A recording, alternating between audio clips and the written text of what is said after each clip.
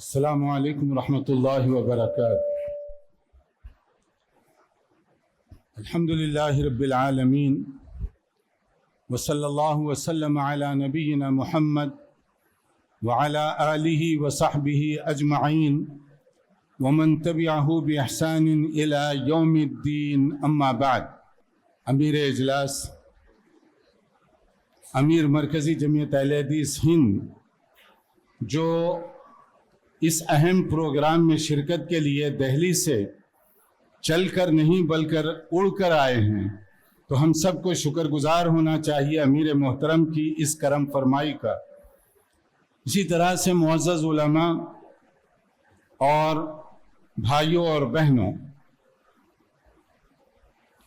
میں اس کانفرنس کے منتظمین کا اس لحاظ سے شکر گزار ہوں کہ انہوں نے جو ٹائٹل اس کا سلیکٹ کیا ہے، معاشرتی خرابیاں اور اس کی روک تھام، انہوں نے اس وقت جو عام طور پر سیکولر طبقہ ہے، جو عموماً یہ نعرہ لگاتا ہے کہ چلو تم ادھر کو ہوا ہو جدھر کی، جو جیسے چل رہا ہے ویسے ہی کریں، تو ان منتظمین کانفرنس نے اس کو ثابت کیا کہ یہ نعرہ شکست خوردہ لوگوں کا ہے، بلکہ جو اپنے سامنے ایک ٹارگٹ مقصد رکھتے ہیں وہ دنیا کو اپنے پیچھے چلاتے ہیں، نہ کہ وہ دنیا کے رنگین نعروں اور دعووں کے پیچھے بھاگتے ہیں۔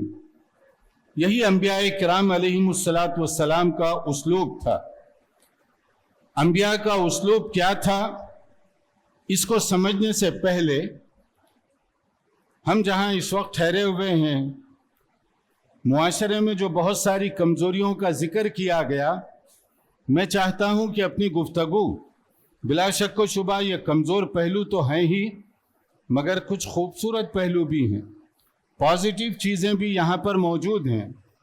مثلا گزشتہ برطانیہ کے پرائم منسٹر، سابق وزیر اعظم نے ایک بات کہی مسلمانوں کے بارے میں، یہ ہماری گواہی نہیں، پرائم منسٹر آف یو کے وہ یہ گواہی دے رہے ہیں، the most generous nation is Muslims. You کے اندر سب سے زیادہ سخاوت پسند، غریبوں کی مدد کرنے والی کوئی قوم ہے تو وہ مسلمان قوم ہے، ان کے مقابلے میں کوئی قوم ان کا مقابلہ نہیں کر سکتی۔ یہ میری گواہی نہیں، پرائم منسٹر کی یہ گواہی ہے، آن دی ریکارڈ یہ گواہی ہے کہ سب سے زیادہ سخاوت کا مظاہرہ کرنے والے لوگ، غریبوں کی ہمدردی کرنے والے لوگ یہ مسلمان ہیں، الحمدللہ۔ انبیاء کرام کا جو طریقہ رہا ہے کہ جو بھی نبی آیا، اپنی دعوت کا آغاز اس نے اللہ تعالیٰ کی توحید، اللہ کی معرفت اور اللہ کے ایمان کے ذریعے سے شروع کیا کہ یا قوم اعبدوا اللہ ما لکم من الہ غیرہ، اور اس کے بعد عقیدہ توحید کے بعد وہاں جو خرابیاں پائی جاتی تھیں، ان خرابیوں کو انہوں نے ایڈریس کیا۔ یہ انبیاء کرام کی سنت ہے کہ اپنے ارد گرد ہونے والے جو ماحول میں خرابیاں ہیں یا برائیاں یا مسائل یا ایشوز ہیں، ان پر بھی ہماری نظر ہونی چاہیے۔ مثال کے طور پر بات کو آسانی سے سمجھنے کے لیے، شعیب علیہ السلام اللہ کے نبی ہیں، عقیدہ توحید سب کا مرکزی پوائنٹ ہے تمام انبیاء کرام کی دعوت کا۔ شعیب علیہ السلام نے اللہ کی توحید کے بعد وہاں ایک اور پرابلم پایا جاتا تھا قوم شعیب میں۔ کیا تھا وہ پرابلم؟ دھوکہ بازی، چیٹنگ، فراڈ، بزنس میں لوگوں کو ڈبانا، دھوکہ دینا، یہ اس قوم کا وتیرہ تھا۔ شعیب علیہ السلام نے توحید کے بعد اس ایشو پر گفتگو کی، قوم کو اس سے روکنے کی کوشش کی کہ دولت کمانے میں تم جھوٹ، مکر و فریب، چیٹنگ یا فراڈ مت کرو۔ یہ شعیب علیہ السلام نے وہاں جو پائی جانے والی خرابیاں ہیں اس کو ایڈریس کیا۔ لیکن لوط علیہ السلام، انہوں نے بھی اللہ پر ایمان اور توحید کی بات کرنے کے بعد وہاں جو ایشو اور پرابلم تھا وہ کیا تھا؟ شعیب علیہ السلام کی قوم کا پرابلم نہیں تھا. شعیب علیہ السلام کی قوم میں دین لین، بزنس، کاروبار میں دھوکہ بازی، چیٹنگ یہ عام تھی، تو انہوں نے اس کو ایڈریس کیا. اور لوط علیہ السلام کی قوم میں جنسی بے راہ روی، سیکشول انارکی، یہ پرابلم تھا. اور اس پرابلم کے خلاف لوط علیہ السلام نے اپنی قوم کو سمجھایا کہ آدمی اپنی ڈیزائر کو کنٹرول میں رکھے، خواہشات کو کنٹرول میں رکھے، اور شادی بیاہ کا جو صحیح طریقہ بتایا گیا اس طریقے کو سامنے رکھتے ہوئے اس پر عمل کرے. مگر جب ہمارے ایڈیٹر صاحب اور اخباری نمائندے، میڈیا سے تعلق رکھنے والے یہ بات کر رہے تھے تو یہاں میرے سامنے دو باتیں آئیں. ایک تو ابھی تلنگانہ ہائی کورٹ کے ذریعے سے ایک ججمنٹ پاس ہوا ہے، سن لیجیے، ابھی چند دنوں پہلے کی بات ہے، یہ کوئی بہت پرانی میں کہانی یا داستان نہیں بیان کر رہا ہوں. چند دنوں پہلے تلنگانہ ہائی کورٹ سے ایک فیصلہ ہوا، اور فیصلہ کیا تھا؟ عجیب اتفاق کہ یہ ہائی کورٹ کا فیصلہ ہے، اکثر لارج میجارٹی آف علماء، ریسپیکٹڈ علماء، انہیں بھی نہیں معلوم، مفتیان کرام واقف نہیں، دانشوران ملت وہ اس سے واقف نہیں ہیں. یہ کورٹ کا فیصلہ اسی وقت آیا ہوا ہے. کس بارے میں ہے؟ فیصلہ ہے طلاق، خلا، فسخ نکاح کے اسلامی آداب کیا ہیں.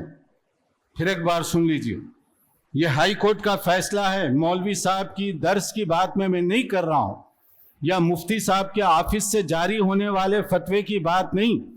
ہائی کورٹ کے ذریعے سے یہ بتایا جا رہا ہے کہ طلاق، خلا، فسخ نکاح وغیرہ، یعنی میٹرومونیل ایشوز، میاں بیوی کے جو جھگڑے اور اس کے بعد جو چیزیں ہوتی ہیں، اس بارے میں یہ فیصلہ آیا ہوا ہے. اور اس سے بھی دلچسپ چیز، کچھ اخباری لوگوں نے یہاں کے کچھ دینی رہنماؤں سے بات کی. دینی رہنماؤں کو یہ فیصلے کے بارے میں زیادہ معلومات نہیں تھی. نمبر 2 یہ ہے کہ انہوں نے اپنی یہ رائے دی، خلا کا طریقہ جو کورٹ طے کر رہا ہے یا جو ججمنٹ پاس ہو چکا ہے، آرڈر، وہ ہمارے نقطۂ نظر سے ٹھیک نہیں ہے. کہا کہ تمہارے نقطۂ نظر سے کیا ہے؟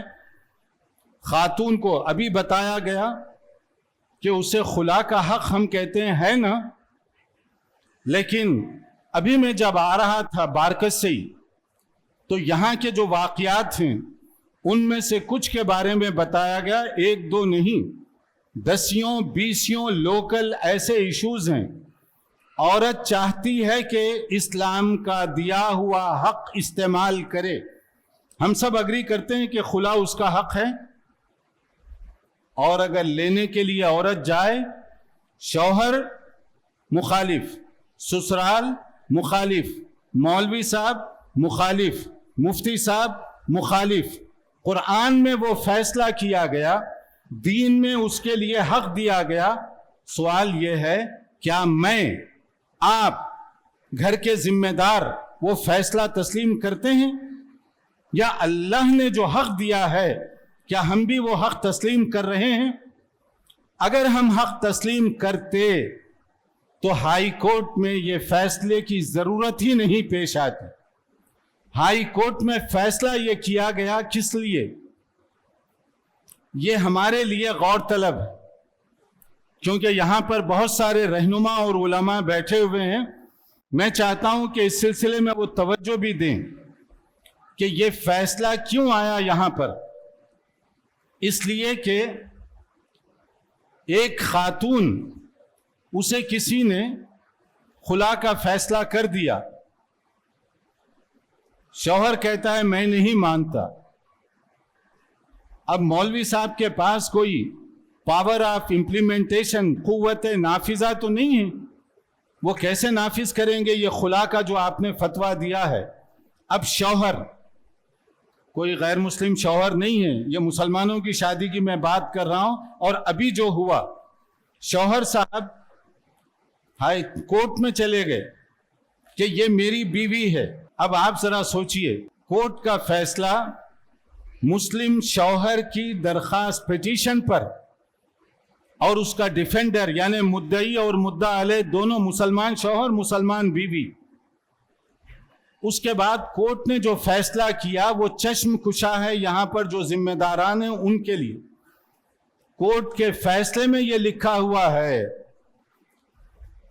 قرآن و سنت کی تعلیمات پر غور کرنے سے، فریقین کے بیانات اور دلائل کا جائزہ لینے کے بعد کورٹ اس نتیجے پر پہنچا ہے کہ اسلام نے بیوی کو خلا کا حق دیا ہے، مگر مسلمان شوہر اس کو مجبور کر رہا ہے، لہذا مسلمان شوہر خلاف اسلام حرکت کا مرتکب ہو رہا ہے، اس لیے ہم شوہر کو یہ اختیار نہیں دے سکتے کہ وہ عورت پر ظلم کرے، عورت کو مجبور کرے۔ اب ایک نیا مسئلہ کھڑا ہو گیا یہاں پر، کورٹ کے اعتبار سے وہ عورت فارغ ہو گئی، آزاد عورت ہے، مولوی صاحب کے اعتبار سے آزاد نہیں ہے۔ اب وہ مسلم خاتون پوچھ رہی ہے میں جاؤں کدھر؟ کیا میں آزاد ہوں کہ میں اپنی زندگی گزاروں دوسری شادی کر کے، یا میں ابھی اس کی بیوی ہوں، پھر مزید مجھے وہی دھکے کھانے ہیں؟ تو یہ فیلئر کس کا ہے، اس پر غور کرنا چاہیے۔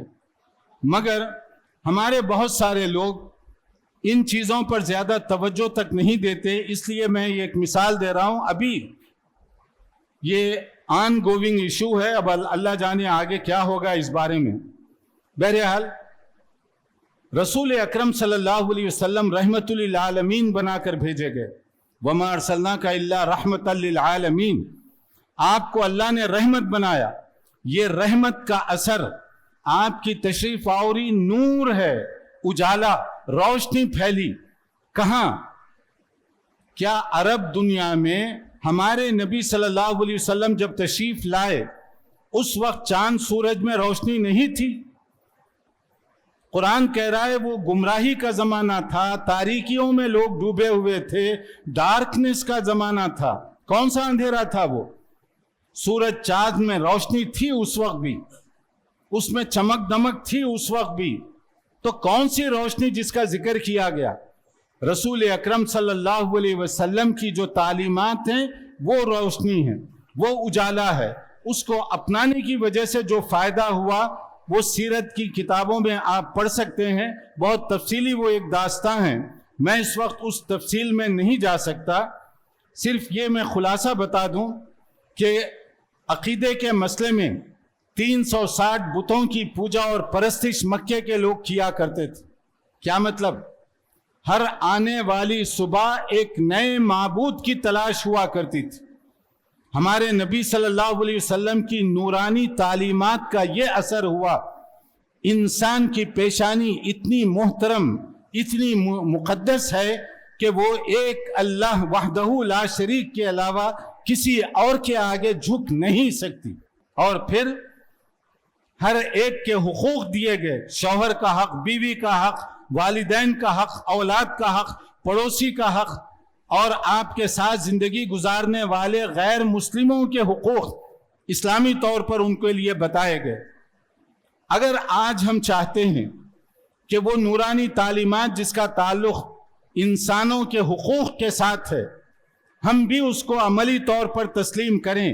بیوی کو اسلام نے حق دیا، مگر سوال یہ ہے کہ کیا میں اور آپ بھی وہ حق تسلیم کرنے تیار ہیں؟ اگر میں اپنی بیوی کے ساتھ گھر میں ظلم کر رہا ہوں تو اس کا مطلب میں کہتا ہوں میں اللہ کے قانون کو گھر کے اندر نہیں تسلیم کرتا۔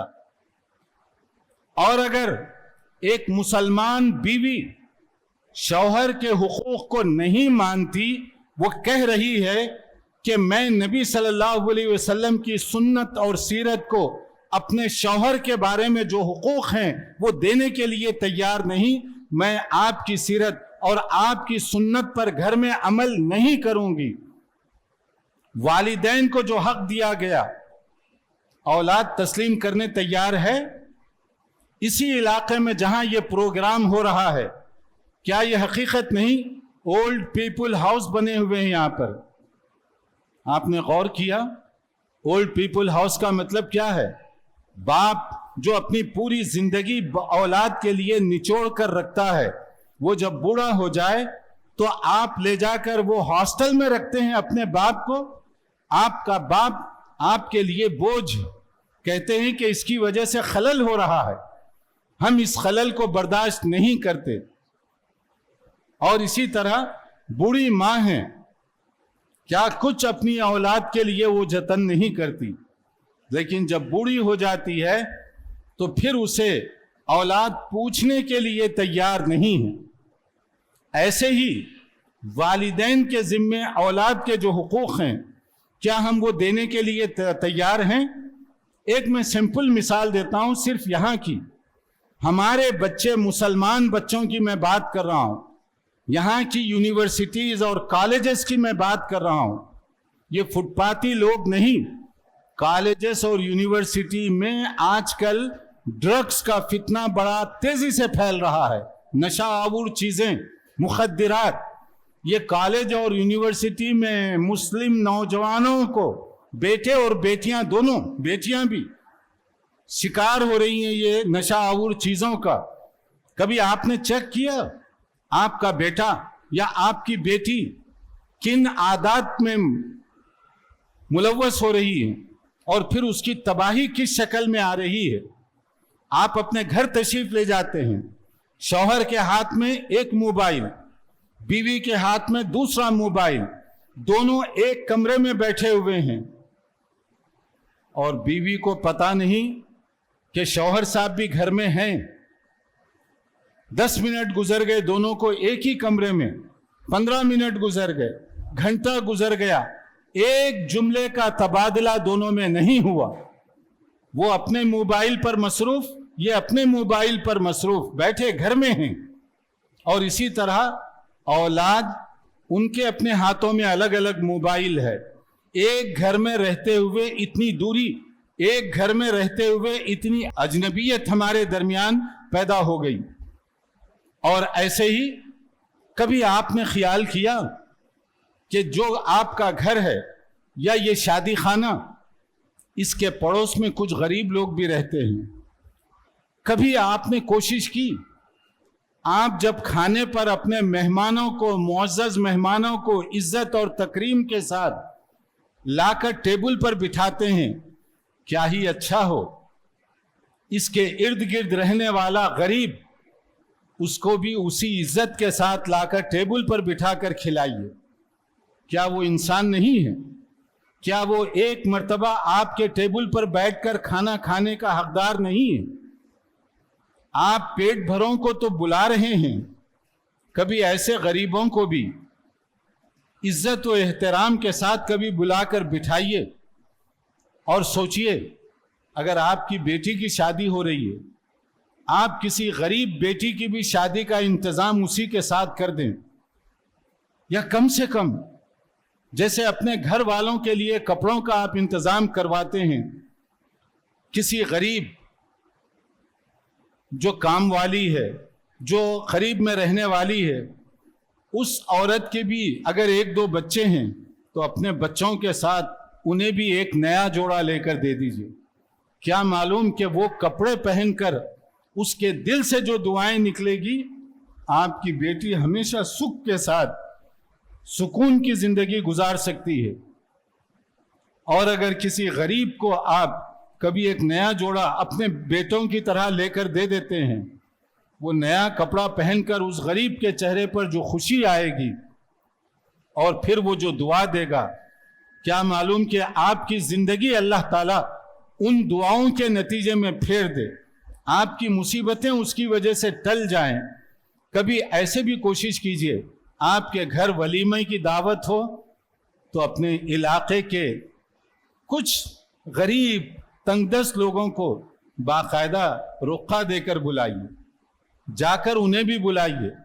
پھر دیکھیے اس غریب کے دل سے کتنی دعائیں نکلیں گی. یہ صرف سوچنے کی بات ہے. اور نبی کریم صلی اللہ علیہ وسلم نے اس سلسلے میں جو ہدایات دیں، مدینہ منورہ میں آنے کے بعد وہاں بھی بہت سے مسائل اور ایشوز تھے.